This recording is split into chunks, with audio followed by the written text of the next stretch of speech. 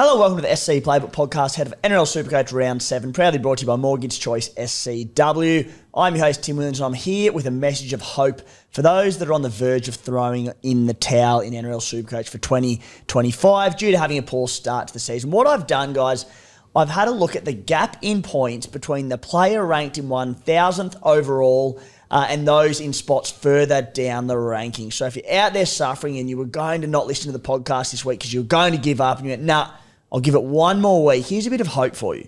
The person coming 1,000th overall compared to the person in 10,000th, it's 266 points. It's absolutely nothing. 1,000th overall to 20,000th overall, 394 points. Also, bugger all can be turned around with one big week. 1K overall to 50K overall, it's 670 points. All right, that's getting a bit bigger and a bit further out of reach, but not unattainable this early on in the season. And how I come up with this, I'm currently 5,000 spots ahead of my arch nemesis, the rugby league guru. It's 107 points. Guys, there's nothing in it. The SC Playbook league leader, Corey, the B-Sharks, he went from first overall last week to 276. Yeah. It changes quickly. Spy, talk to us.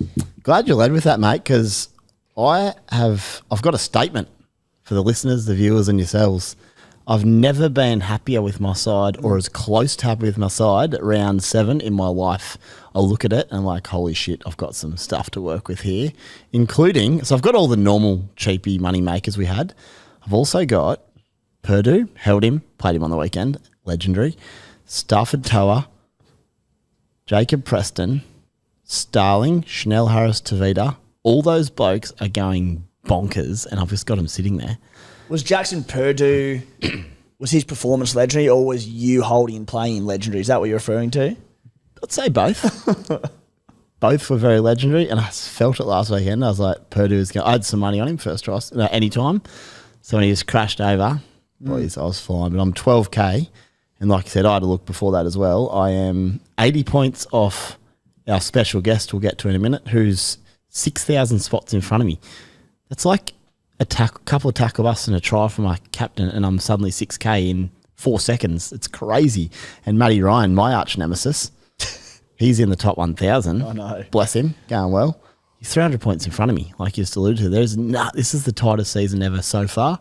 At some stage it might blow out, but at the moment, get your boys in order because you got to hit the NOS and 900th overall, Matty Ryan, absolutely flying the big fella. Glad he's on the other side of the planet. We can't have him on to gloat on the podcast because when we hopefully get him on, maybe at July, that break normally pops up for Matty Ryan and we try and sneak him on. So we'll see if he can retain that spot until then. Also with us today, you just referred to him as a special guest Spy. He's more than a regular member of this team, so a bit harsh, but it's Maxy Bryden. He's special to me, that's what I meant. Oh, thanks, Spy. Appreciate it, mate. Yeah, no, good to be here, Timmy, mate. Good to finally talk. Yeah, yeah. Just holding my tongue there, but no, mate. Good to be here. Yeah, been a pretty good start to the season. I think I had a look on Monday morning when it opened up and realised that I'm 6.9K season rank at the moment. I went up 4,000, almost 5,000 spots. Oof. But if I'd skipped Pappy, I'd be just outside the top 1K. Like, it's crazy how close it is. Who'd you skipper?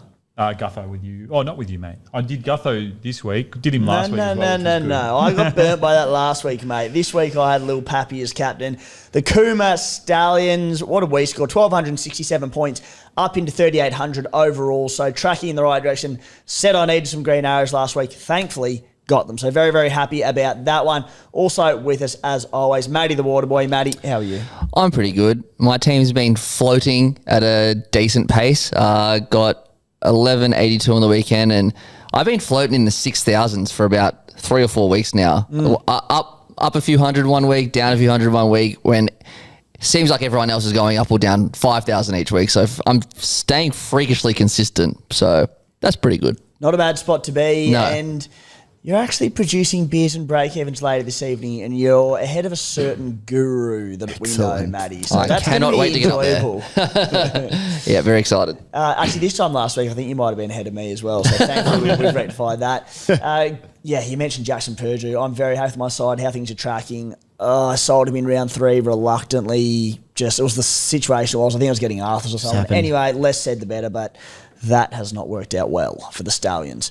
Guys, if you are watching on YouTube, please like and subscribe to our channel if you're enjoying the content. Same with Spotify, Apple. Give us a rating. Do all those good things. It helps support it. And particularly a like on the YouTube video. On today's show, the Team List Tuesday Supercoach pointers, Lachy Galvin dropped. Deep breaths over there, Maxy. You'll get your chance shortly on Lachy Galvin. Mitch Moses returns. Dylan Egan, one of the most popular cheapies of the week, has been benched for now, but keep an eye out for that one. There could be changes there. Hot take for the show, the captaincy debate. Are the double points worth too much? Controversial, but we'll get to that one shortly. Big questions around CTW this week, boys. We're going to do our power rankings. Plenty of those cheapies are peaking. So we're going to do our top 5 CTW premium targets that we're aiming to get into our team sooner rather than later. Hot topics for the show. Is it time to pounce on David Fafita? We're going to drop our round 7 trade and skipper plans and then go into a few listener questions. One around Viliami Kikau and whether or not he's a buy for the doggies at a negative 13 break even if he is named to start or does start by the end of this week. Unlimited League winner for the week was Nelson, coach of great name, Fafita's Fajita. Scored 14.92 to top the group for the week. Also went up 44,000 spots in the process. So there's another great example there. All you have to do is win the week out of 160,000 people. And our league leader is the Dump Trooks, coached by Sean in second overall. Boys, we've got 9 of the top 10 coaches overall. We don't have top spot anymore, though, so we need to get that back. But that is unreal, 9 of the top 10 spots. I'd say not good enough, setting the standards we do, but close. Yeah. Close. Humming, some would say. The code for that group is 434727. $1,000 in cold hard cash up for grabs. If you're first overall, join that group because then we'll have the top 10. That closes off very soon as well. It might be the next week or two, so hurry up if you're not in it. $1,000 to win from there. Magic round coming up in a few weeks' time. We are going to be doing an SC Playbook meet up 3 p.m. It'll be 4 p.m. Friday in the car park at the Caxton Hotel, one of the great venues and spots for a beer. Hopefully the sun will be shining there. It's Brisbane. There's a fair chance it will. Come along, say good day to the SC Playbook team that are around and all the other members of the SC Playbook community. I'll be there. Spy, Clem, Desi Creek, Rand, I believe, will be floating around. Maybe even a wandering Darusi. Matty the Waterboy will be floating around somewhere. I don't know where. Might be working, but he'll be in Brizzy. So, yeah, it'll be bedlam at the Kikau, but can't wait, Spy. I've taken 2 weeks off just to prepare for it. Some are saying it's school holidays, taking the family away, but really it's just to prepare. I think the NRL physio, Brian Tierney, took a month off with his family, so he will be primed to go for it. And guys, of course, the SC Playbook subscription is available for less than $2 a week. You can subscribe to our premium offering that gets you access to a ton of extra content and offerings across our network, plenty of extra articles on site every week, our WhatsApp group, plenty of stuff there. So if you want to jump on and support the site, head to the menu at scplaybook.com.au and hit subscribe. Let's get into it, lads. Team List Tuesday. Christian Supercoach keeper Tui Pilotu out with a moderate hamstring strain. Matt Feeney, he comes into the wing. No Sione Fainu, who was a potential cheapie there. Oh, disappointing, boys. Tui Pilotu, he was looking like a keeper. Are we all owners? Yep. Went pretty early. Very excited about Christian. He's still in my side. I can't bring myself to take him out. So I'm waiting on news because we still don't have any. I also am waiting on news because I don't want to sell him. He's freaking humming along. I'm pretty happy to hold if it's for 2 or 3 weeks if need be. But we'll see. What are you thinking, Maxy? Yeah, look, I'll quote Brian Tierney and sort of say that hamstrings are a tough one to return from, just given that he's a high-speed athlete. Needing to rely on top-end acceleration. Have been listening to the Magic Sponge, you can probably tell. But yeah, look, we need news. If it's just going to be 2 weeks, then yeah, you can definitely hold. But if it's looking like 4 to 6, that's a lot of money. So the Dragon said moderate, which is never a great sign. That's not great, is it? We'll get news soon. But I'm with you, boys. I could hold for 2 weeks anymore. You probably need to cut at that price. Dylan Egan benched for the Dragons last week's hero, 99 points. Luciano Leilua starting. Now, this was a late change last week. I find it a bit odd unless there was further reasoning to it from Shane Flanagan, but I believe he was quoted as saying it was one on merit. There's a few things flying around. From what I understand initially, Leilua was vomiting in the warm-up, so that says something about maybe they pulled him back. Interesting. Yeah, I saw that late. He still played almost 50 minutes, though. Yeah, and therefore didn't get Dylan Egan as a result. I'm like, he's held it. But, and apparently, and someone can fact-check me, but I was told that Flanagan may have said something about Luciano continuing off the bench. So, either way, it's the first game this weekend, so we will be able to check who's starting. If this was Sunday at 4 or Monday at 4, even worse. You'd be buggered. And Maxy, you loved it on the WhatsApp chat, but he then, when Luciano Leilua came on the field, Egan went to the middle. So if he's starting on an edge, watch out. Oh, if he's starting an edge going to a middle, then he's just going to base through the roof. I got him last week, played him with confidence, and take the 110k price rise. He's in my trade plans. We'll get to him later. What if it does run out as this and he's off the bench? Like, he's still going to be a good buy, don't you? And that break-even's neg 50 odd or something. Will still be a good buy, but it's very different when you've missed out on 111k price for a bench player, right? Like, you own... No, I don't know. I wouldn't force a trade if that's the scenario, if he's back off the bench. Pretty keen just to grab him because I've got a few guys I'm probably happy to downgrade regardless. So why not grab someone who potentially could be in your side all through Origin, score well, buy coverage, make money. If he is coming off the bench, it depends who you're trading to him, I think is the answer. Yep. We'll get to my trades later, but that is exactly the relevance. Matty Burton returns for the Bulldogs. Viliami Kikau named on the extended bench, trying to return there as well. Cody Walker, he's been named to return for the Bunnies. Jaden Sullivan suspended. Lewis Dodd on the bench. Whether or not it runs out like that, maybe there's a little bit of shielding for Lewis Dodd there. Cody Walker, a very early return there for the Bunnies from a hamstring injury. So monitor that. Granted, not a heap of Supercoach relevance. Anyway, Jerome Hughes, very Supercoach relevant, named to play for the Melbourne Storm with a shoulder issue.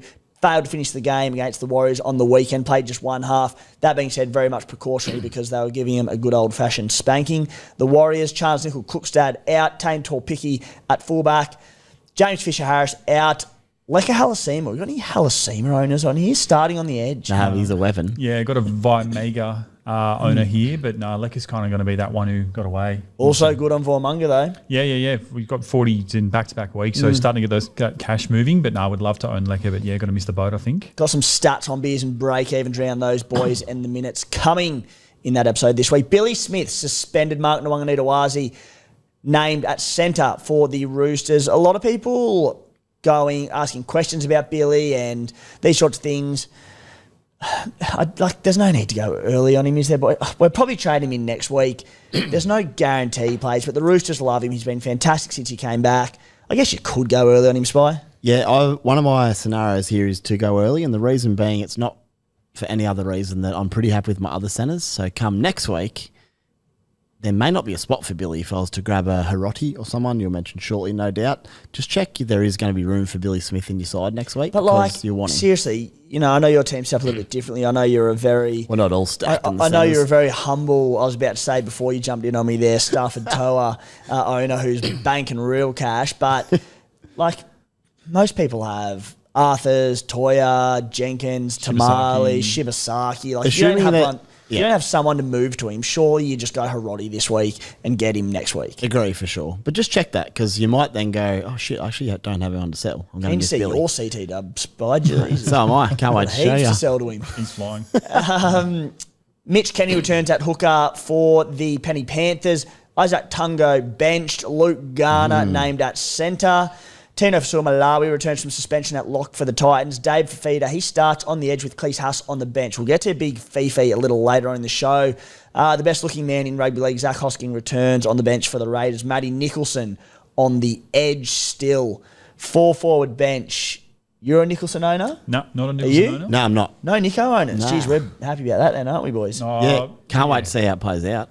How do we think it's going to play out? Well, I think it was noted that Hosking might have spent time in the middle last time they played together. Is that right? They're on the field at the same time. Yep. They've also been playing silly buggers basically with the lock position. So Morgan Smithies has been named to start there, but he's been rotating in and out. Papali'i's on the bench, so time will could see tell. Hosking come into 13. But I'm not sure Nicholson will get the 80 that he wants. Big question mark.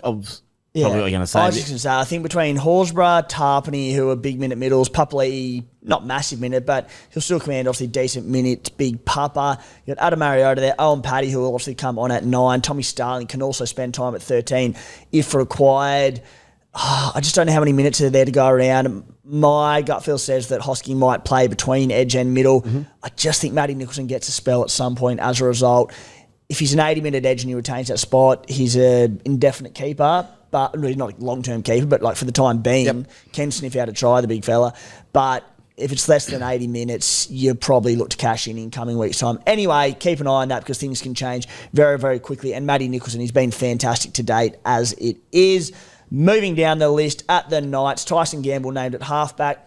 Phoenix Crossland named at hooker. Another change in the spine off the back of last week's change in the spine, and they wonder why they're scoring 9.5 points per game this season, the Knights. I cannot get my head around it. I honestly can't.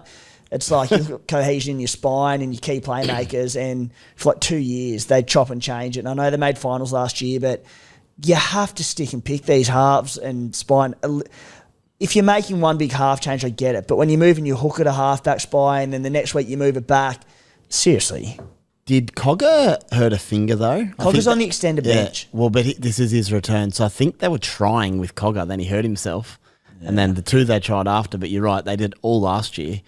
They're not going anywhere until they figure out who's going to be there. Played half last week and Phoenix Crossland stays at hooker. No, he wasn't fit last week. Yeah, he's just coming back. So injuries they've played their part, but yeah, they need to figure out what they're doing and stick by it. I stand by my blow up despite incorrect information on the injured reserve grade players. They had Will Price. Yeah, it's plenty of Will Price. Because they did it all last year. He's been doing it for 2 years. The blow up is warranted. The blow up is still warranted. I'll support that. Apologies for my lack of New South Wales Cup information there, boys.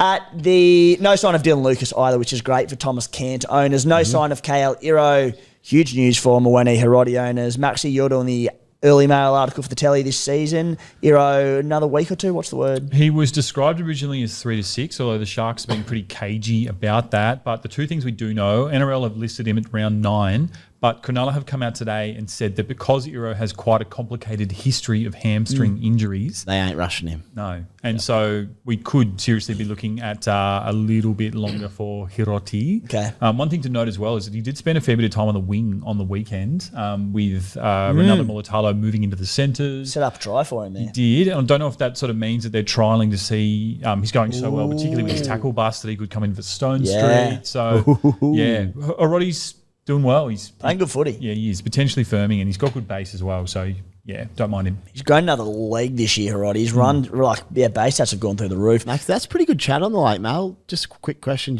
What percentage of your salary do you give to NRL Physio? Or is it just in beers? No, it would be all of it if it was worth giving to him. So. Yeah, if it was worth giving to him, yeah. I'll say that much. But no, love your work, Brian. I've been told that from the Telegraph stalwarts there that last year's early mail article is a bit better, mate. Oh yeah, no, look, that's fair enough too. We'll have to get through a full season before. That's funny because I've knocked. That's funny because I've knocked them back both years. At the let's start at the Eels. Sean Lane, Charlie Geimer, Joe Offengowie, all out. Kelma Tuolangi starting again. He's back. Yeah, he's back in business. This is what's going to happen with Kelma. He's going to score a great try this week. He'll have decent base. He'll score 80, and people are going, get him at bargain price. Let's just get in early ahead of next week. Trap, don't do it. Red flag. You'll concede 3 though. Yeah. But Mitchy Moses is back at halfback, which is a huge watch in Supercoach for the Blues, for the Eels, for everything. Great news for Iongi and just about everyone else in that team. Boys, Lachy Galvin leaving the club. We know about that. We don't need to go into that news. He's been dropped. Jerome Luai came out with a little post. The reports are that Luai and Api Coruscant went in and spoke to Benji and said, we don't want him playing. Yeah, it was a post from Luai just before we went to air. An Instagram story or something saying, team first. Oh, all happening. Maxy, I'll give you a maximum 1 minute, ideally 30 seconds. Get your vent out. Let's just say that, yeah, everything's fine, I reckon. And yes. He's rehearsed that one in the mirror. Yeah, look, credit Hammy for the assist on that one. But, no, look, I think with a bit of time to digest it all, it's win-win. If Galvin doesn't want to be there for whatever reason, be it coaching or wanting more money, then he's going to get that. The Tigers get to come out of this looking tough and strong. They're not going to be bent over by player managers anymore. And they've got enough time now to sort out the succession plan, be that Adam Dwayhe at number 7, which he is this week, or be it Latu Fainu, the guy who was really the chosen one coming through the grades before Lachy Galvin sort of stood up and showed him. So I think everyone wins. Proud of the club. Yeah, let's get rid of him as soon as possible. Done pretty well there for time as well. Maxy, diehard Tigers supporter. Spy, would you like 30 seconds or are you good, mate? No, give me 40 seconds here. Let's run through this real quick. I said 30. I said I want 40. You can have 40. It's bad. It's not good, but there's positive out of it, which you've alluded to. What I want to say quickly is he's 19 years old. He's entitled to do whatever the hell he wants after his contract. That's the reality of it. I'd love to hear from him personally, just to come out and say, this is my thinking. I would love to think he's addressed his teammates. Probably doesn't sound like that's happened. Probably not getting great guidance. And I like that if the club suspects he's not staying, I love that they've gone, no, thanks for your services, but you're out. Just a line in the sand moment from the Tigers. We're a new club. We won't be bullied. I think it's outstanding, to be honest. They can now try and get someone useful in a swap deal if they stay patient or figure something out in that regard. And yeah, Latu Fainu season, who I've been big on for a long time. Agreed on all fronts, boys. And we had a very, very, very lengthy chat about it on Bloke in the Bars that dropped yesterday. So go and check that one out if you're interested at the top of the show. And yeah, as you said, I think people, for whatever reason, I'm sure Tigers fans have, but have just forgotten because of the rise of Lachy Galvin about Latu Fainu and the raps around him and how good he's looked. And if Latu Fainu wasn't at the club, you'd be going, far out, we've lost our gun rookie five. Oh, it would have hurt a lot more. You've got Latu Fainu. It's like, cool, save yourself $500K. Latu Fainu, I don't think stays at the club if Galvin does, unless they move Galvin. So I'm just and like... you'd lose Samuela and you'd lose Sione. Yeah. The most nervous I've been hasn't been waiting on what Galvin was going to do. It was waiting to see on what clubs were going to try and sign Latu. We've had DCE create a vacancy. We've had St George, Ben Hunt leave there. Like, I've been nervous for 6-9 months that they were going to snap up him, but this is great. Fainu brothers season. Yeah, let's go. They are good. They are good. Team first. Team first, boys. Team first. Topic for the show to kick things off. And this one I've had a mini gripe, not a major gripe, but a mini gripe out for a fair while, boys. And some will completely disagree. Some will agree a bit too much. But it's just around captains and the impacts they have on the game. And I think it's accentuated a fair bit in the current day with head knocks. And, you know, even now, probably more so when you add in the fact that with the flex rule, if your captain gets injured early or gets a poor score, they can potentially drop out entirely. Yeah. I love captains in Supercoach. Some people want them scrapped out there, pardon me, because they think they have too big a role and too big a say in it. Captains are great. They're a vital part of the game for both strategic sides of it, for enjoyment, for just chat at the pub with your mates. They're a necessity. But there's no doubt in the impact that they have on the game. And I look at it and feel like for my season so far, last week I thought I had a really good week, scored well, but I didn't have Gutho, who went nuts, who was a popular captain, and I saw red arrows and I was like, oh, far out. I captain Payne Haas, who scored 51 or something. This week, I was like all weekend going, oh, I'm going okay, but I haven't had the best weekend. Had Pappy as captain on Sunday. Score went nuts. Green arrows all the way. Awesome week. I'm like, did I deserve that off the back of basically Pappy? Probably not. We look at Nathan Cleary a month or so back now when he had, I think, 10 or so % captain him for 2 points. That fell out of people's teams with the flex. They didn't have a skipper that week. There's going to be a point this season, hopefully there's not, but I think there will, where a 30% skipper gets the Cleary impact and gets injured earlier, a HIA, and people don't get a captain. At the same time, another 30% skipper that people don't own is going to score 150. It'll be a 300-point swing. I just think, boys, they could reframe it a little bit and maybe just do, like, and I understand this brings decimal points into it and this will confuse people, but just make it like a 1.5 multiplier. It's still important. You need to get it right. It has an impact on the game, but it's not like the be-all and end-all the 2 times are. Just my thoughts. I think it could be 1.5 and just take a bit of that luck out of the game. People will disagree. That's what I think, Spy. Well said, mate. This is what I've jotted down because there's a few thoughts rolling through here. Firstly, very clearly makes the weekend very exciting, very nervous, and that's what sport's about. When your captain's going, you're like, babe, take the kids. I have to watch every tackle bust and see what happens here. It can make or break a round very easily, though, high or low. Obviously, when it goes your way, you're like, how good's this? But I think I tend to agree. If your skipper doesn't get past half-time or the first 10 minutes, that's when it sucks. Like, if you have a skipper right and he plays his 80 and just doesn't play well, you go, well, bugger. But you cop it. You're like, I've picked wrong, didn't play well. But it's when they get hurt and you don't even have an opportunity. It's tough pill to swallow for mine. So I've said in the past, I think there's got to be something around, like if your skipper doesn't make half time, do you get your VC or whatever it is? Because that's what really hurts, in my opinion. There are 2 ways to look at this as well. There is one way where you can look at the end of the season and it's like, we all own, let's just use Cleary and Hines a few years ago, and we all owned them up the top end. Whoever you pick, it's almost like you own one and not the other. So that made it very exciting in that sense. So there's a lot of positives for it. But what concerns me is just that your skipper gets knocked out early, like Cleary the other day, and you're like, well, my weekend's buggered. Yeah. Like, it's actually buggered. So maybe just a way around that. I don't even mind the times two, providing you've got a little bit of cushioning against an early HIA or Hemi or whatever it may be. Don't mind the 1.5 option either. I think that's viable. But yeah, for me, it's like, might be as simple as your skipper doesn't make half time for whatever reason.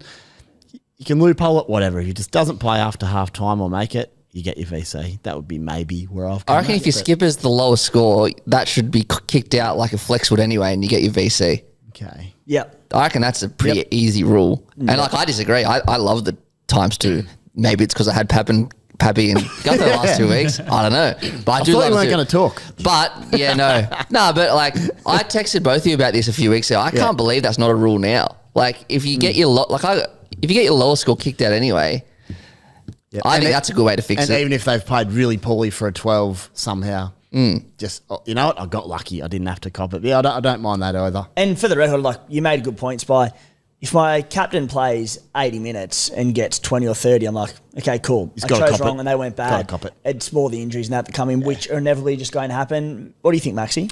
Yeah, look, two things. Probably one, I always note whenever they do the interview post-season with the person who ends up winning all of Supercoach, they speak about usually starting the season and hitting, 4 of the first 6 best skippers. And that's really, particularly when you talk about how close everything is at the moment in the ladder, now that's really the difference between the guys on the top 100 and us, because our teams are similar. We've all got the right cheapies, but like skippers are making the big difference. I'd probably look at it the other way. Like, I love the unpredictability of it. I love the challenge of trying to find the right skipper. I'd probably argue that this time of year, strategically, we're taking the wrong options.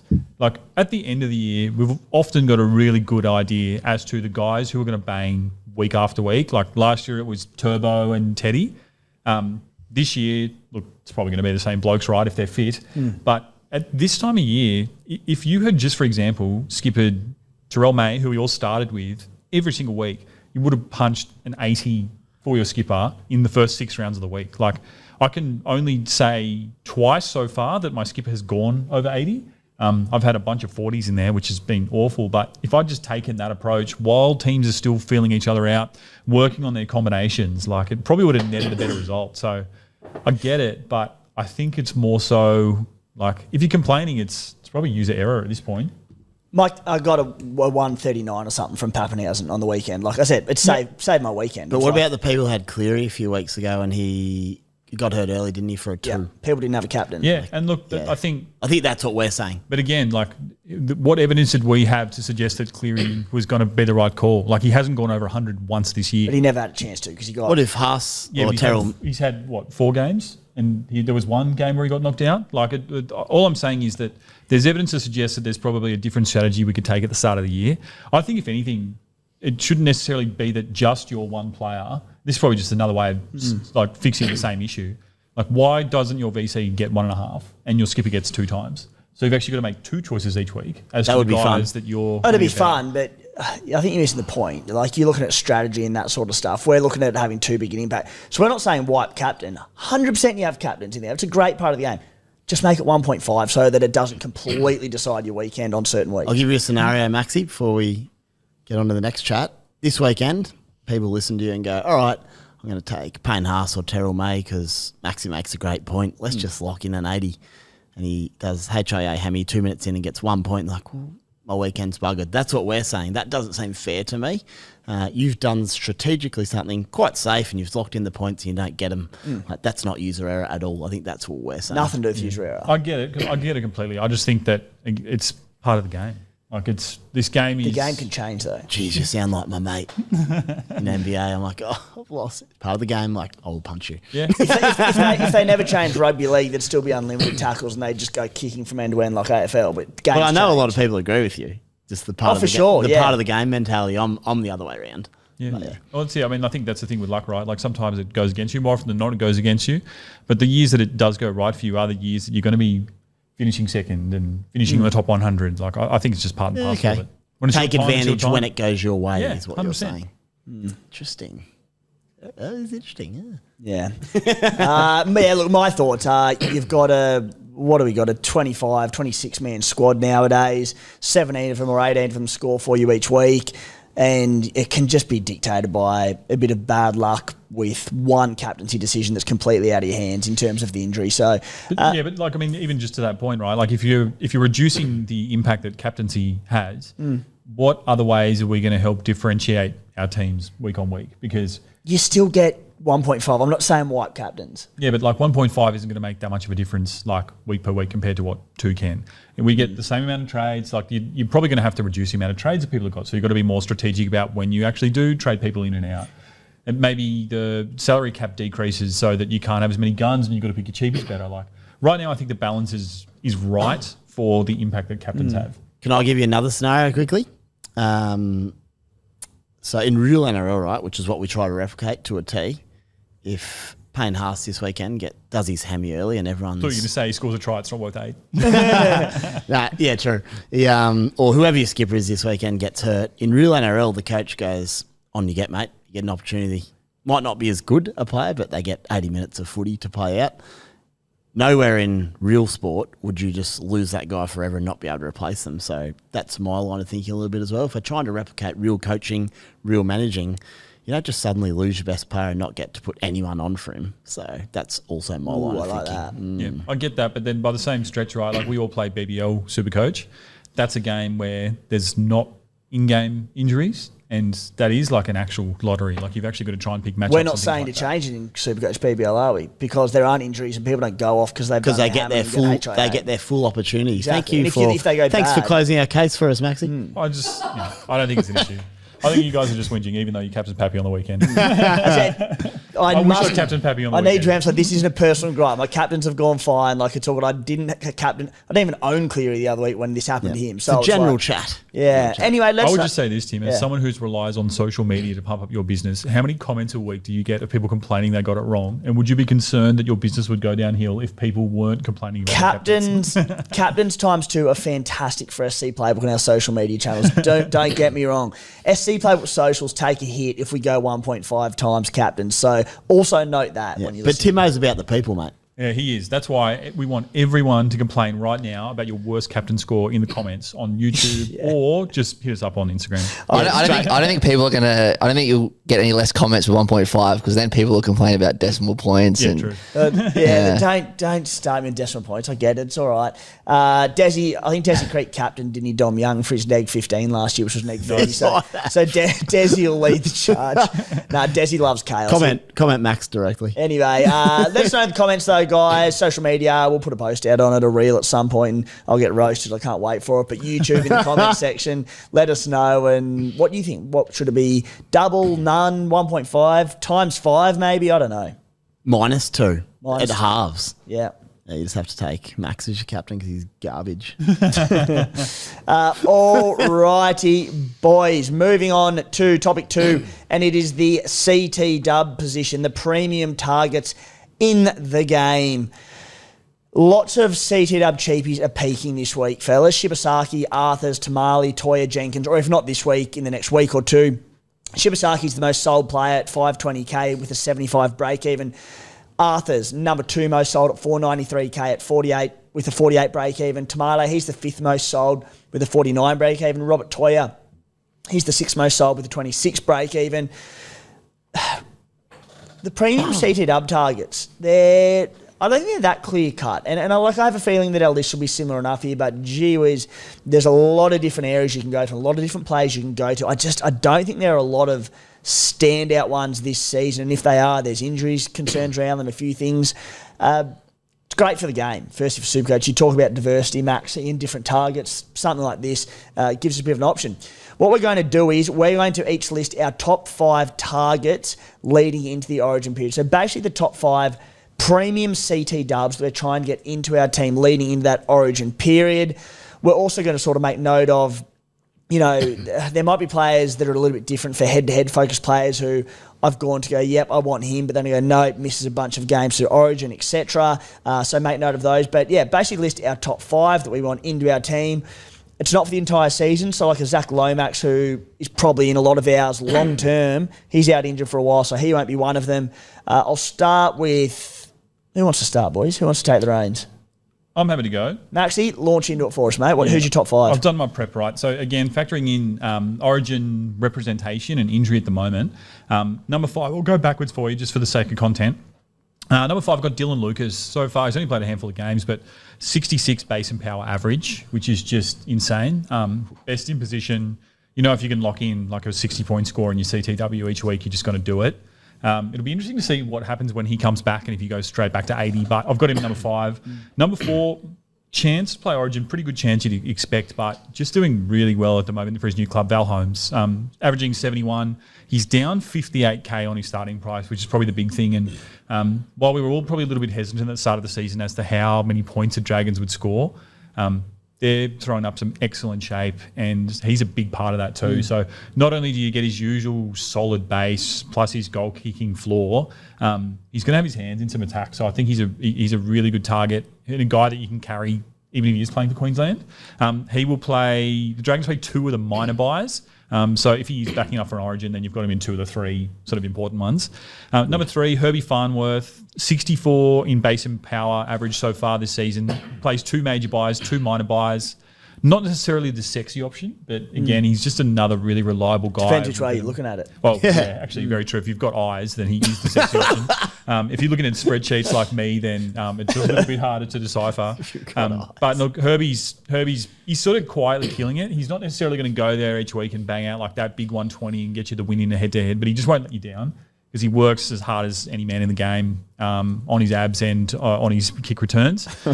Number 2, Jacob Kiraz, 61 base and power in his first game back, plays all the major buys and one of the minor buys. So worth noting, if you're focusing on head-to-head and you're only playing the minor buys, then he's actually a bad option just because of that draw, and he's only playing one of the 3 minors. But like Kiraz, he just came back where he left off last year, which is doing 60 with his eyes closed. You know that the Bulldogs are only going to get better with him in attack as well. Scores a try, gets 90. He's a premium we all want to finish the season with. And number 1, no surprise, Ruben Garrick. This man just oozes Supercoach points. Base and power is only 38, but like he's just a freak, right? Steps on the field. He's just going to do enough work each week to get you 60. An attacking stat 80. He can go 150. We've already seen it once this season. Plays every single major buy and 1 minor buy. So again, for head-to-head players, he's not ideal if you aren't playing the major buys. But for overall, he's basically a guy you can just lock in for the rest of the year. So that's my list. I've sent the subscribers as well, the guys who just missed out. But yeah, keen to hear what you guys think. Elite, mate, and I'll let Spy go before I do get into it. It was a big part of Ruben Garrick, and sort of flirted with that idea of selling him last week. Then I looked at the Origin schedule, and next week actually on the podcast we've got an article going up from Jay Schubert later in the week around the Origin buyer planning to simplify all that for you. But I went, Ruben Garrick plays for 3 major buy rounds. You have to have him for that regardless. Yeah, DC candidate for those rounds every single time. So yeah, he's a must. Yeah, the non-owner, the SC Spy over there, he'll be panicking here. And Garrick at number 1. What's your list, Spy? Boys, I dead set got full body nervous chills on the weekend. He went from dummy half again, and I was just like, no, and they held him up. But he just finds a way, like you said, and he didn't score thankfully, and ended up scoring 75. I'm like, I'll take it. Anytime it's not 150 now, I'll take it. Now, I'll preface my top 5 by saying 1, number 5 on the list will be in my side, but I simply cannot, I don't know how to judge him anymore except that he's really good, and I'm so stubborn. I don't want to put him back in just yet. That is Ruben Garrick at 5. How is he only number 5? Well, you haven't heard my top 4 yet, mate. All right, mate. With scores of this year, I lost him. I was going to read out his scores outside of his 157. That's right. So Garrick at 5, but the caveat being I will have 5 centre guns within the next 3 weeks. So I'm already set to go. So whether Garrick's 1, 2, 3, 4 or 5, he'll be safely in my side after the bye, and I probably will just never touch him again. I just can't do it. So Garrick at 5. Pending injury news, I've got Tui Pilotu at 4. I just think the shape they're running on that left edge, plus his work rate, got some offloads and tackle busts in him. I would prefer to own Tui Pilotu than Garrick. If I'm in a grand final right now or going for number 1 spot in round 27, I'm taking Tui Pilotu as we speak. Opposition also key in that one. Key for, Garrick as well, though, like tougher games, but he probably can find a way to get his 70 or 80. I don't love Tui Pilotu against a stronger opposition off the bat, but carry on. Yep, there's not much between them. 3, Valentine Holmes, obviously with the caveat that he will likely play Origin. But the reason I've got him there, it's his big upside. He scores big tons when he gets them. Someone like a Herbie Farnworth is just Mr. Consistent, right? He did score about 174 late last year when he decimated Brisbane, who were in Bali. So we'll reassess this back end of the year. But as it stands now, our defences are good. Valentine at 3. Number 2, Dylan Lucas. My boy, I'm sure he was in my top 4 boys list last. If he wasn't, he's my 5th. I'll have to check that. Found his 5th. Definitely. He'll be back shortly, so as soon as he's named, he'll be back in, unless I'll give him a week just to make sure that hammy is A-OK. And are there any guesses for number 1, boys? I am going to go with the Lebo To'o, Jacob Kiraz. Oh, yeah. I can't not do him. But the reality is I could flip those top 3 around in any order. I think there's nothing between them, and I'm just going to get them all in. But Kiraz, he was so good last week pre-bye when he came in. 5 offloads at will. He didn't score a try, but they will come. And I've said it many times, I just love him. I love owning blokes who I love to see do well. If I can't split them, I'll always put them ahead in my side. So no Herbie. So that gets me to my nominees because it's only top 5 allowed. Herbie was at 6. The only reason he misses out is probably that lack of upside at this time of year with the Dolphins. I think if they start playing good footy and teams break apart defensively later in the year, you'd probably silly not to own him. And I think by that stage, we might want 6 or 7 centres if we can get it and play them all. It's going to be awesome. Greggy Marju gets a shout because he's still scoring well, despite maybe not playing so well, crikey.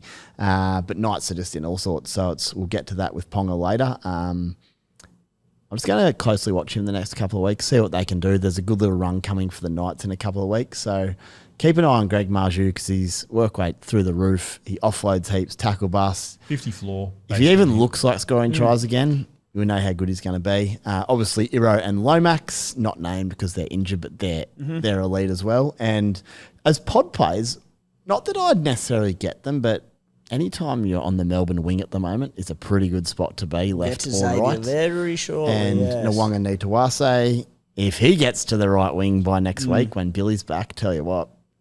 I mean, he's good anyway at left centre. He's just 65 average, They can't tackle him. First contact. Unbelievable. Offloads. Unlocks Tupou too, unlike Billy Gluehan. Yeah. Yeah. They're my boys in the centres, boys. You want to list anyone else in the NRL? That was about half of it. Yeah. 8, 7, 9, 11, 12, yeah. Almost a full team.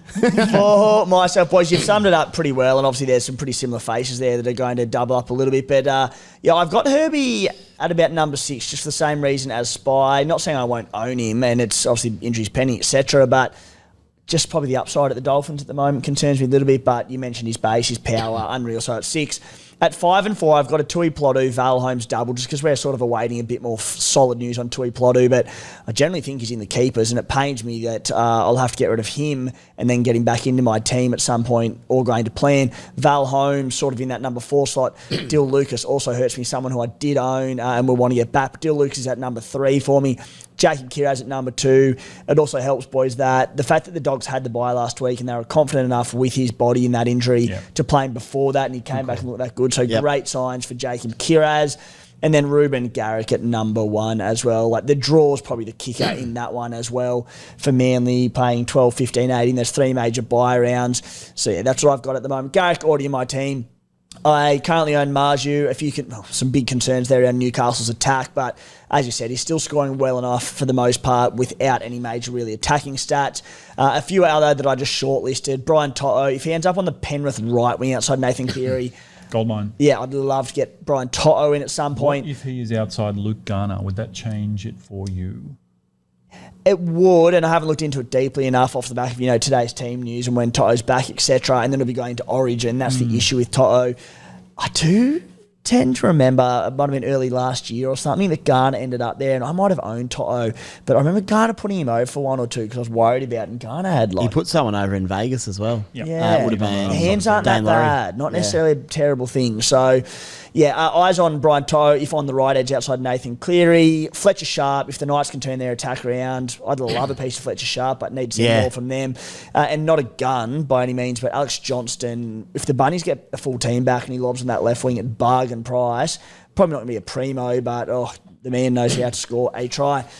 Good stuff, lads. Is that all right, Maxy? Are we allowed to name a few more, or I mean, is it just the? Don't ask me, man. Ask Tim. Is it just the Ask obvious? the listeners as well. Is it just the boring top five? Otherwise? No, man. I didn't mind it. I think it's Tupelo is probably the interesting one. I think you both went on about him, but I'm a little bit concerned about the hammy. But I think otherwise he would be in my top 5. Have you owned him?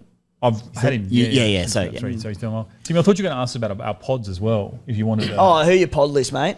I'd love to act a little bit like Spy for a second and just see if you guys can guess the name of this player. You guys know that, like, when we talk about buy round pods, I typically come in here and talk about Brian Kelly.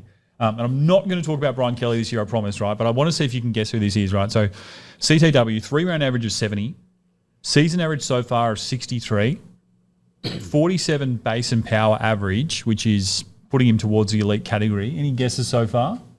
There's a lot of centres, but just based on you saying Brian Kelly, Philip Sammy. Yeah, good guess. Ding, ding, ding. Well done. Because I rate him as well. Well, look, he's the things I like, and again, this is one that, like, he's like the draft player's secret, much like Kelly is. He's a guy who touches the 60 average every single year because his base and power numbers are insane.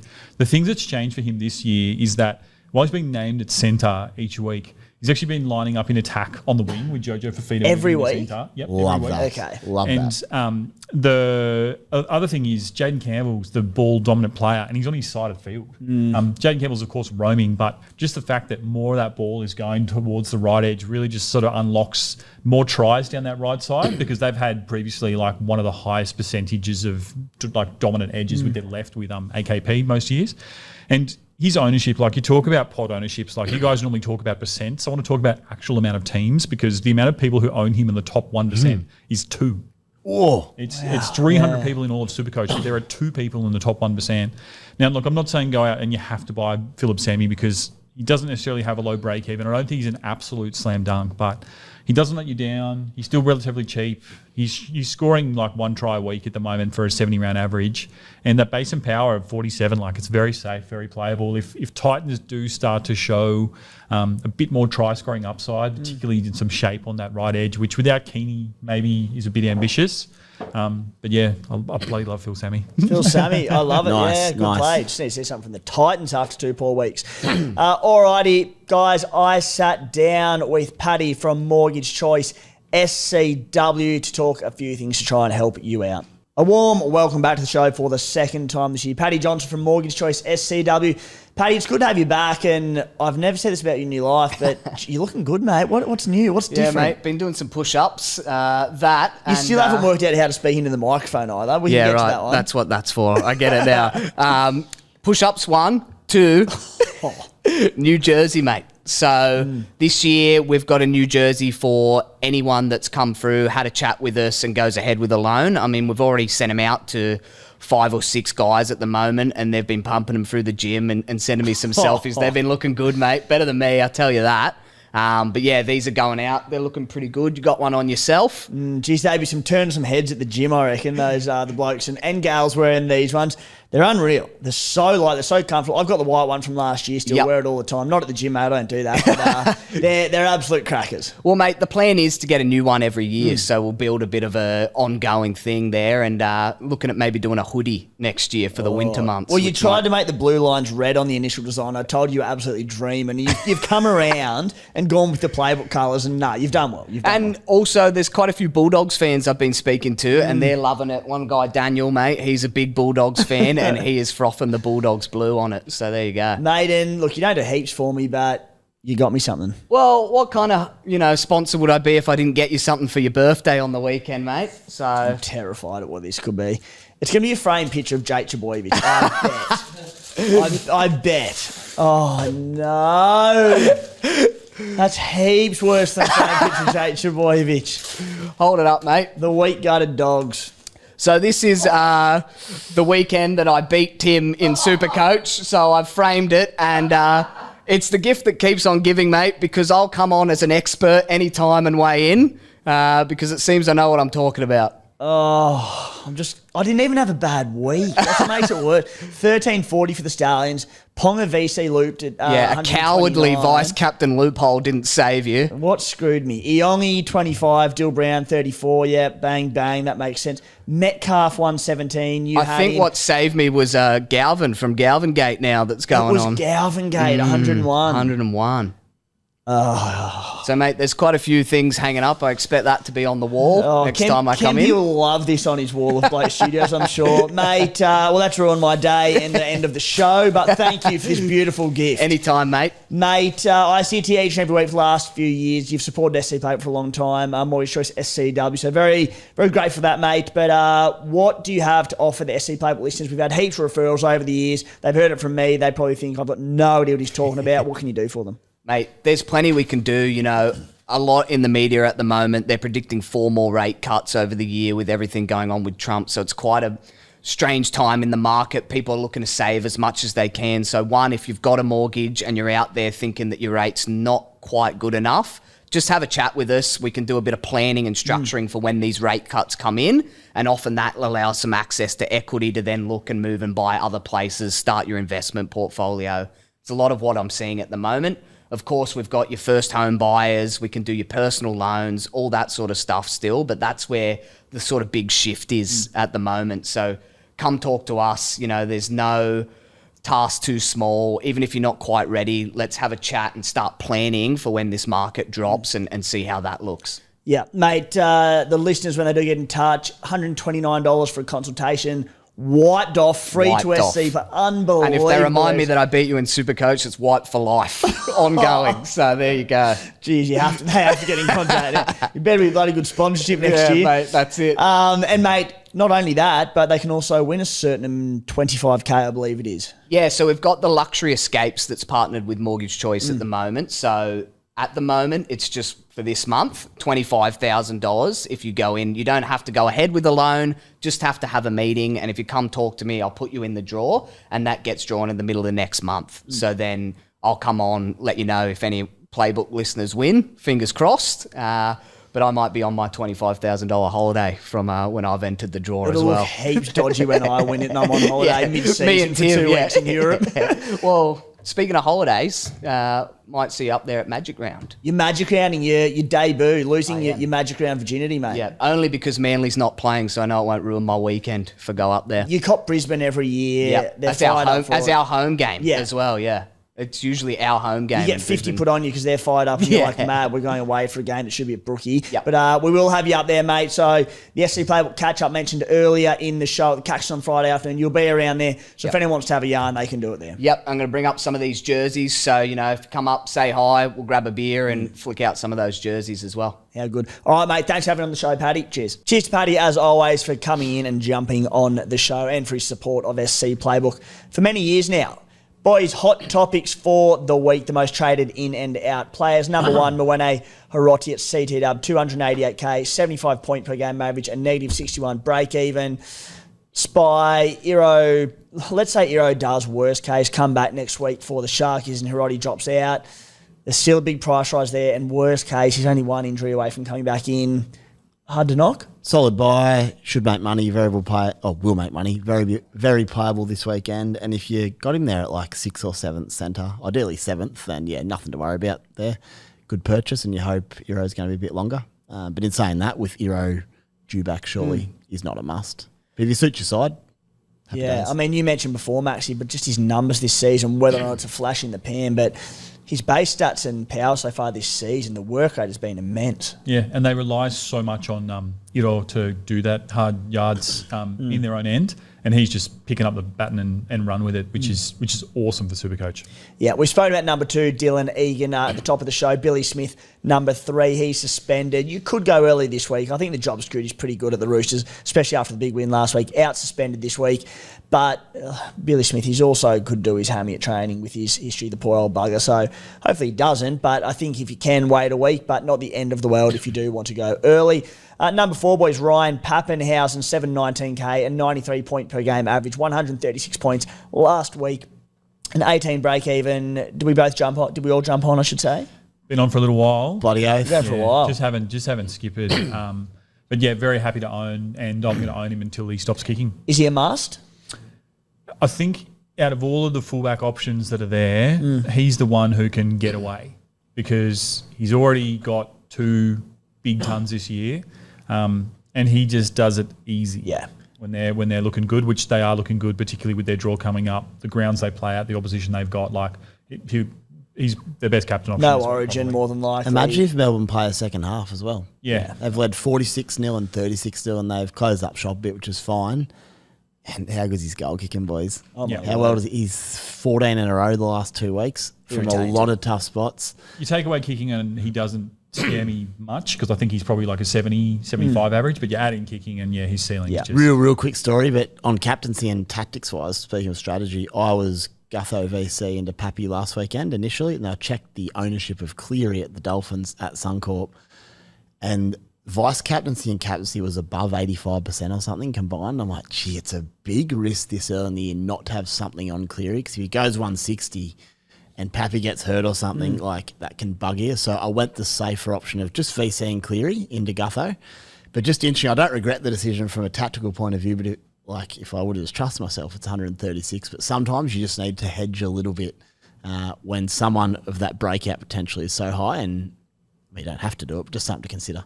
Wouldn't have hurt you boys that much with a 1.5 multiplier, but that's all right, mate. Number 5, Dave Fafita, 2 RF, 681k, 66 point per game average, 128 points last weekend down at Wynn Stadium, and 36 break even this week.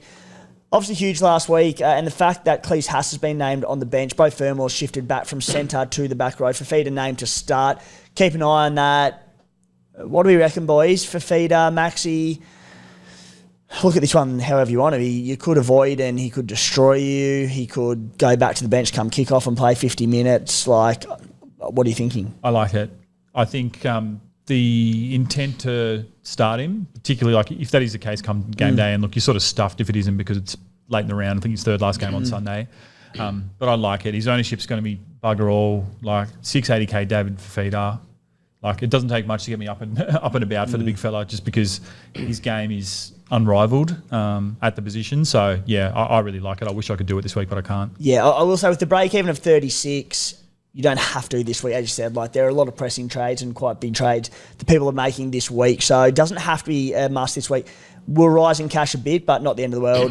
Spy for Fafita? Rate him hugely. And if he scores 130 again, he'll still cost you 70k next week. So if you can get him in, get him in. I can't at the moment, but Thomas Kent to him looking pretty good in the coming weeks. Next week. Xavier Coates, number 7 at 508k, 65 point per game average, 148 points last week, and negative 16 break even. Spy, it's as simple as this with Coates. It's like in the Jason Saab mould. The base is a bit better than Jason Saab. You're relying on him scoring tries and getting them. You know, we sort of expected it to happen at Manly a little bit off. Anyone that did jump on can go very low, Xavier Coates, even with a try. But in this Storm outfit, like not for me, but I can see why people are doing it. He's got that double of could score really well again with a decent run coming up and make a buttload of cash. But on the flip side, his 3 scores before the weekend were 25, 36 and 39. So strap in that could easily happen. But if you're a risk taker and it suits your side or however you want to do it, then yeah, it's a risky ploy that could come off against the Dolphins and the Bunnies. I just feel like if you bring him in, I mean, firstly, it's like worst case, you'll generate some cash with that score and his rolling average. So worst case, you make some money. It's a bridge to someone. But yeah, it's probably a bridge to someone, and it's also like if you buy him for a month, because there'll be a 120 in there, there'll probably be a 20 in there, and it's like just cop when it happens. But I'd rather Purdue at the price, to be honest. Like someone who's got still buy Purdue. If I'm looking at Coates, then Purdue's on the menu. I'm not looking at either, but I if you're comparing the two. Yeah, if you're comparing the pair. Compare the market. I mean, you look at the Storm attack, right? They change it each week, right? They're not heavy on replicating the game plan each week. They play what's up in front of them. Purdue is the game plan at the moment for the Cowboys in attack. So jeez, for the price, that's where I'd go. Valentine Purdue on the left centre there. Yeah, I'm not thinking that I mean, Purdue's been unbelievable, and maybe I'm just a scorned seller from round 3, but I don't know, I'd be going Coates for sure. I don't think either are keepers, and I just think the Storm with the upside of their attack and the unpredictable Cows, I'm taking the Storm. And Xavier Coates. Coates running at Ed Cossey this week. Oh boy. Oof. Oh boy. Coates at Ed Cossey. That was last week. That was last week. Oh, who are they playing this week? Dolphins. Okay, yeah. I was so rattled then. I was like, Yeah, what if Ozarko. my head was going to Midweek transfer. Yeah, yeah. Imagine if it comes to fruition. Boys, well,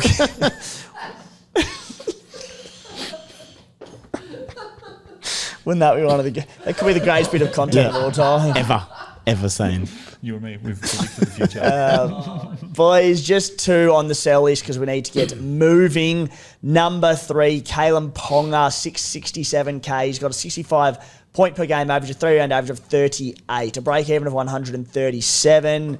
We all owners, or have you cut ties, Maxy? I cut ties when they were on the bye with a view towards. I wanted Pappy, and it's you're just worked a hero out. then, mate. Yeah, it's worked out brilliantly. I knew he had the Bulldogs coming up before there, and then he had the Bulldogs 2.0, aka the Western Suburbs Tigers, who've been defending the house down. Don't know if you're going to finally believe in them in the Halfback podcast, but they are the real deal. So yeah, look, I honestly, I think I would sell him. You know what I did this week on the Bloke in the Bar podcast? We recorded for Monday, put our tips in before team list. I picked the Tigers for you this week. I said they'd cover the line.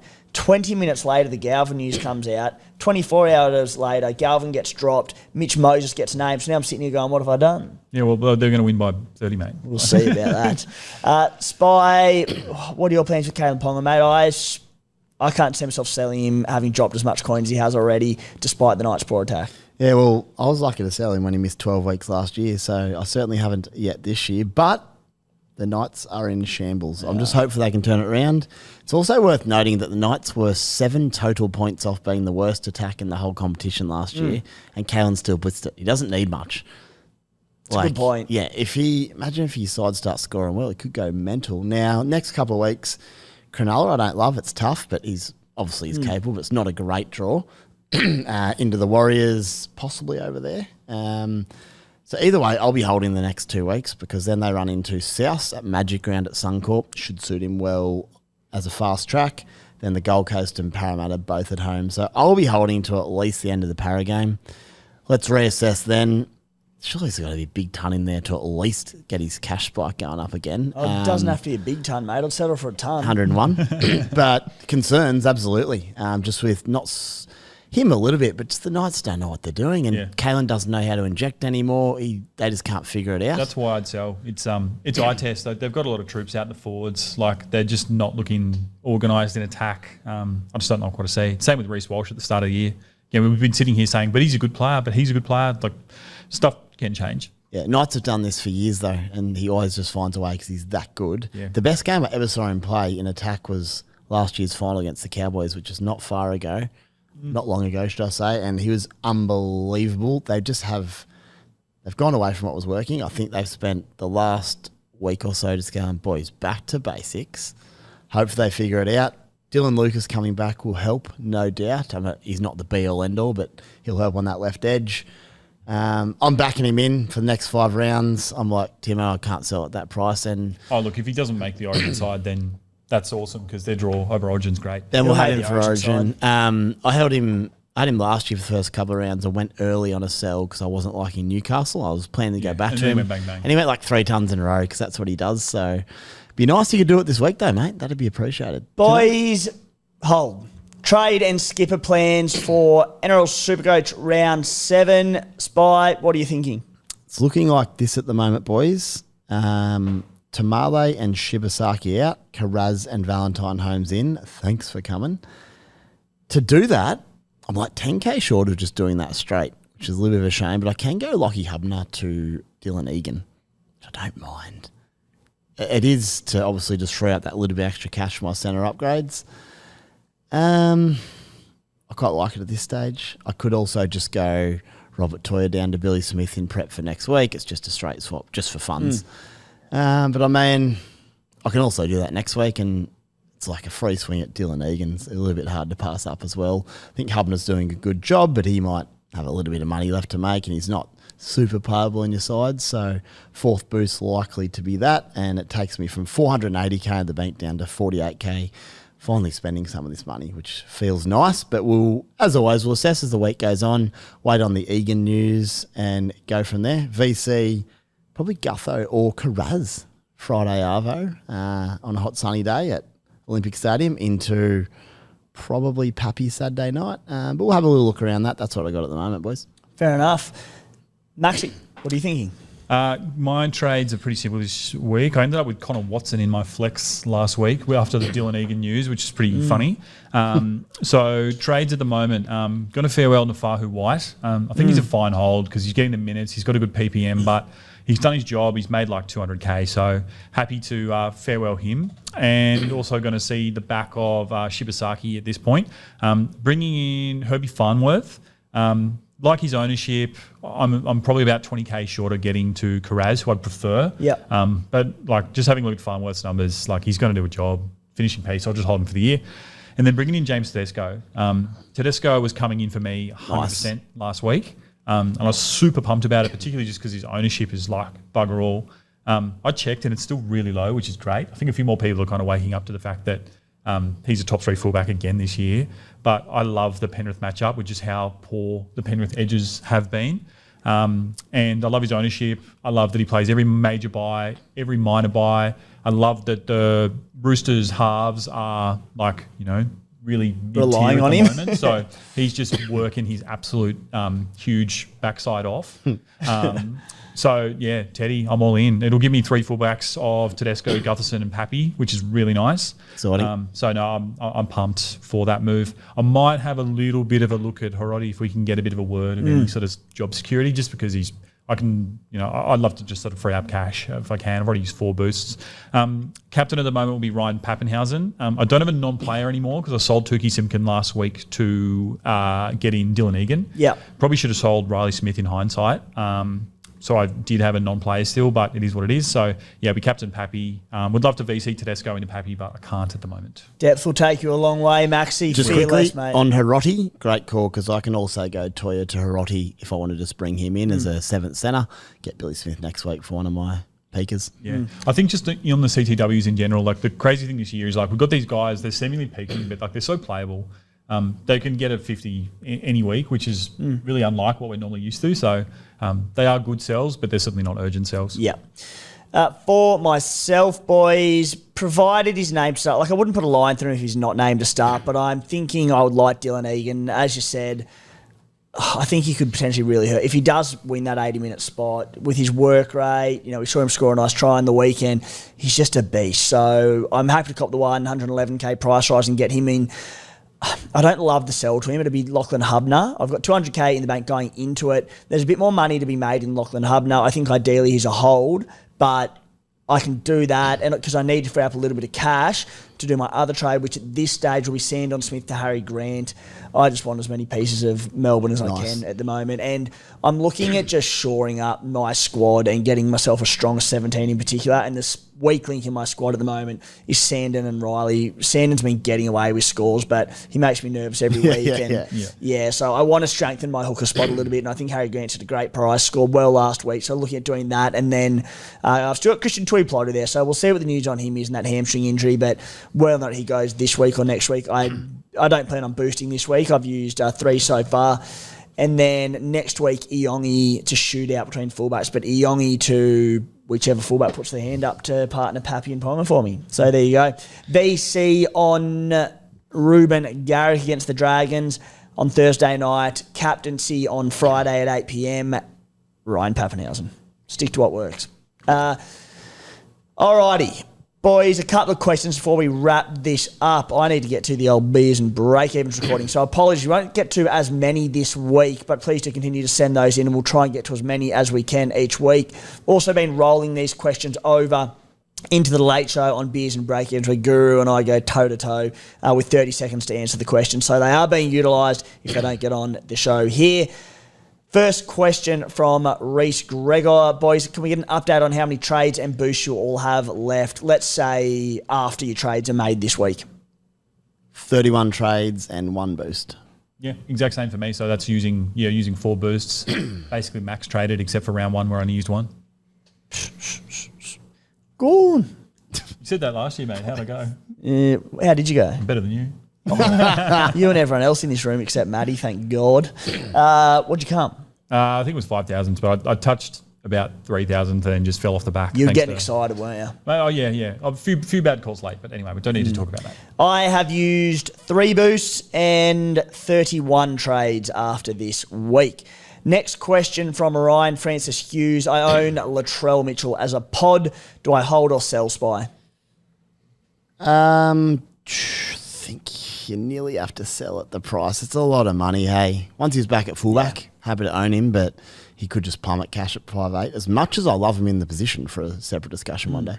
Yeah, my other worry with Latrell is that the draw through Origin, it's not great. I fear restings around that period, especially if the Bunnies are winning a few games. They play, I mean, it doesn't matter, but like they have buys in round 12 and 18. The first, sorry, it's only round 12. But yeah, does he back up from Origin games? Melbourne to come, Doggies to come. It's a tough draw. So at 866k, I think you've got to move him on. Just doesn't run the footy at 5'8". That's the thing. He does a little bit, but you want him just dominating that footy. Maxy, one from Lincoln. I own both Melbourne halves. So Hughes and Munster there. Is Pappenhausen still essential? Yes. Yep, fair enough. Agreed. Next question from going down this list. One from Cameron Spy. Is Viliami Kikau a buy with a negative 13 break even on the Bulldogs left edge? It's good that Doggies, the buy's done now. They're leading the comp. I'd love to have a piece for him, but not a lot of players have thrown their hand up. Matty Burton's back from injury, a close watch. Kikau's back with that negative 13 break even. Apologies, he's named on the extended bench, but if he does come in to start, Kiraz, would be great to have him, just to have a piece of the Doggies in this gun team at the moment. What are your thoughts on Kikau? Reluctant a little bit. We just don't know what his minutes will be. They got plenty of options there. They may feel the need to play him 80 minutes. So whilst he might look good on paper, he's not for me. I think there's just so many good options in the back row. I think like he's averaging 87 so far in 2 games, and one of them he didn't play the 80 because of his knee. So that's why he's got people's attention, because of the break even. I wouldn't do it just because, we know historically he's like a 55 guy, like 65 at his absolute pomp. If you're there or thereabouts, a guy who we haven't spoken about tonight, but that I would look at 558k is Ryan Couchman or Toby Couchman. Yeah. Whichever one is fit. Toby. Yeah, he's basically, in the last few weeks, like he only played 50 minutes on the weekend, but he scored 80. He's a machine. Most of that in base and power. So you're just getting another guy who's genuinely undervalued for what he's doing, and it's not attack reliant. So I'd be taking a look at him if I've got that amount of money to play with in second row. Yeah. Next one from Crystal K with one of the great team names. Crystal's question, Team Yo Mama, Yo Y-E-O, is 15th overall, so flying. Do I max trade and complete my team, or save trades and hold rank? Spy, what would you be doing from that position? Rip in. Go hard? Rip in, yeah. I'd probably be trying to look at the teams in front of me and like see what the differences are and let that decide. Like if you've got a really similar team, then you can play defensively. If your team is like better than theirs, then yeah, you can play defensively. But I'd probably go hard as well. Yeah. Get on the front foot, complete the team. I feel like Desi Creek's always really good to talk about this. He speaks about like often matching the teams really nicely when he's been up the top of the tree. So yeah. I like that later in the year, but I think for now, just get that complete team as quick as you can, and whatever you're doing is working. So yeah, just keep doing it. Yeah, yeah. And to your point of whatever's working, like stick to your guns. I just think there's 21 rounds to go. I don't think we're even a quarter of the way through the season. We will be just about after this week, but I think don't look at people's teams. Ignore your rank. Do what you would naturally. It's like if you're sitting there and you go, I don't need to make 2 trades this week, or I don't need to boost this week, don't do it. If you're happy with your team, I just ignore it and do what you think you should do. And it's like if you sit there and go, I still need to shore up this position or this position, and you want to boost again and max trade, do it. But ignore your rank. That's what I take as complete my team. I figure there's a couple of spots that could be consolidated to get your guns. Get them now. You'll find there'll be an opportunity then to put the feet up for a few weeks because you've got your side. You don't have to do anything. So that's my opinion. Last question, guys, from James. Do we upgrade? A lot of questions around this one, but do we upgrade Corey Horsburgh in the next week or two for those that we don't have out of like Fafita, Katoa, etc., or is his dual status too important? He says minutes reducing with Hosking returning potentially as well. What are our thoughts, Corey Horsburgh, boys? You add in that he's probably going to be in that Origin mix as well, which comes into consideration. What are your plans with the Red Dog, Maxy? Ask me next week, mate. I think once Hosking's back, then every seat of the table's full effectively, and we're going to get a proper idea as to how he's going to be used. His like points per minute at the moment are nuts because he's offloading at will, and he is just a working dog. So we don't know. But like, he's a highly owned, and you can go against him as like a point of difference. But I would always just sort of question as to who you're going to go to, who's doing a better job than the guy who's getting his 60 every week.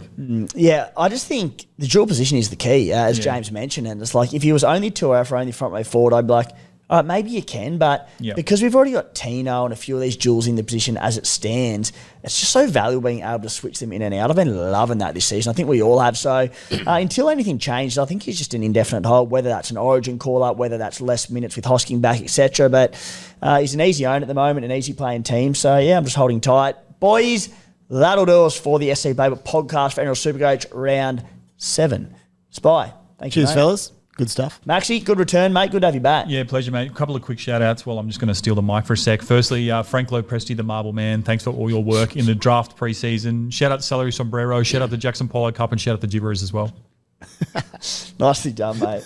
He hasn't missed. Righto, guys. Thanks for tuning in and good luck this weekend.